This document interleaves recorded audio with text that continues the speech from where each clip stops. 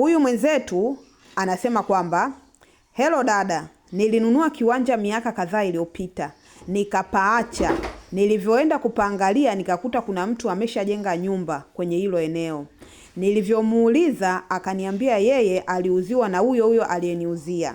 Na hapo kwa sasa hivi pamejengeka sana, hata sio rahisi kulitambua hilo eneo. Naomba unipe ushauri please, kama umenielewa. Nimekuelewa. Jibu ni kwamba kama hilo eneo lilipimwa, likasajiliwa na kumilikishwa, tutalitambua. Kwa sababu mahesabu yake tayari yamehifadhiwa Wizara ya Ardhi. Kwa hiyo tutatumia hayo mahesabu kutambua eneo lako na kurudishia mipaka ya eneo lako. Lakini kama hilo eneo halikupimwa, wala halikusajiliwa, wala halikumilikishwa, ni ngumu sana kulitambua. Sawa jamani? Na kuhusu hiyo ishu ya jamaa kuuza mara mbili, hiyo ishu ni ya kisheria.